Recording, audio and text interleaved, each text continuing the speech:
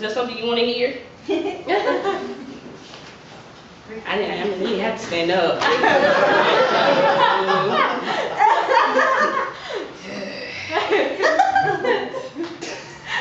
I would like to hear Sins of the Daughter. Okay.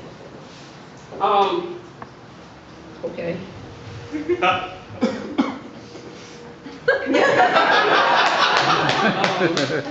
Hey, I asked. So it's okay. So just last year, I started having a relationship with my dad. Prior to that, I had honestly forgotten what he looked like. So it's all new for me. But during that process, before us starting up a relationship, this was probably written a few years back, and it's called Sins of the Daughter. It's about our relationship. The older I get, the harder it is to stay the same. I'm told that's called growth, but there's one thing that doesn't seem to change: us. For years your name left a bitter taste on my tongue, and the word daddy never seemed appropriate, but still I tried. I cried for you many a day and night. Now all I really want to do is just pray for you.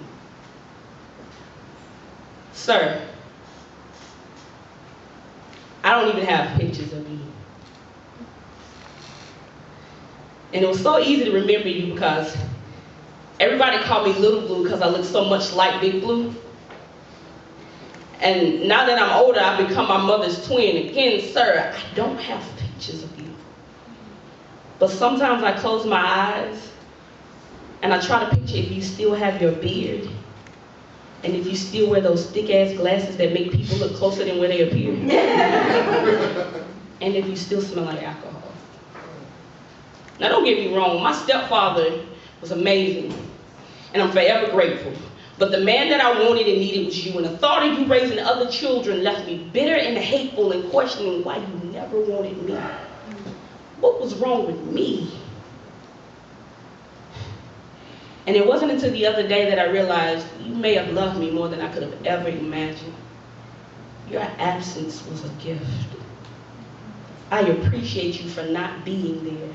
And know that this is not bitterness but gratitude, because growth changes your attitude. And sir, all I really want to do is just say thank you. I want to thank you for these eyes, lips, and nose, features only you and my mother could compose. I want to thank you for these stubborn ways. I want to thank you for this attitude. Really, I just want to thank you for moving out of the way. The older I get, the harder it is to stay the same. I'm told that's called growth, but there's one thing that needs to change: us. Whew. Now, I know that this will be a process.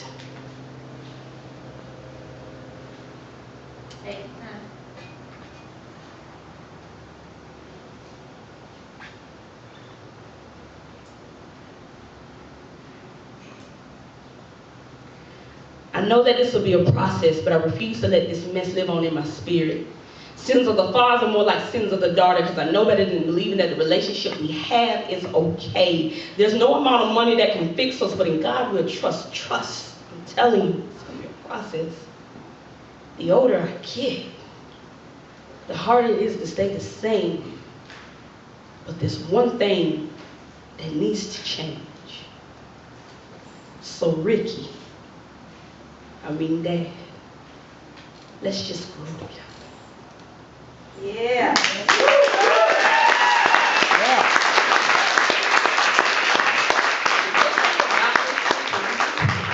I'm not gonna be that on this mind. I'm just like, I have like some cheap chapbooks in the back.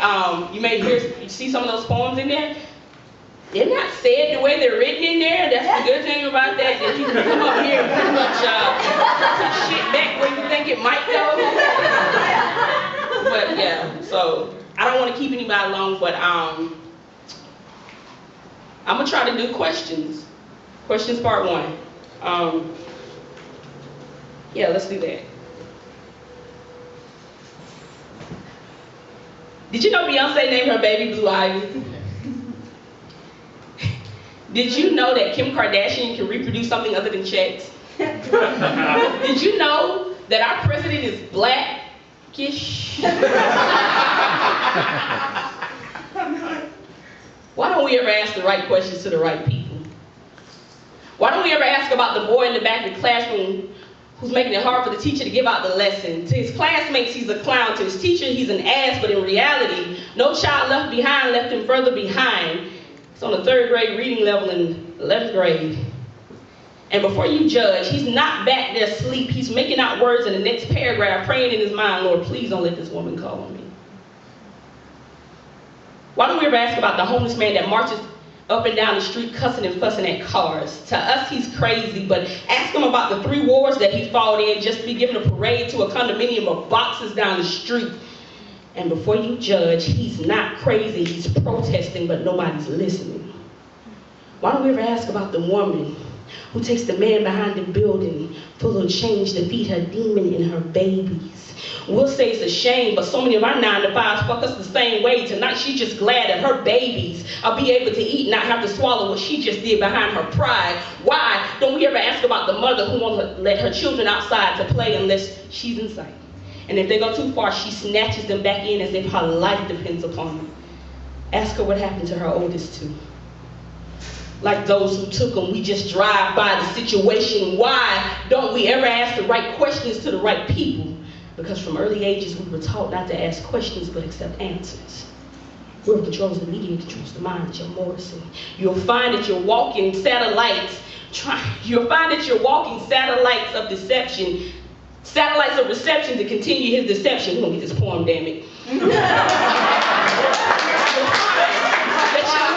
Satellites reception to continue his deception. You'd be foolish to think that the enemy has horns and a disfigured face.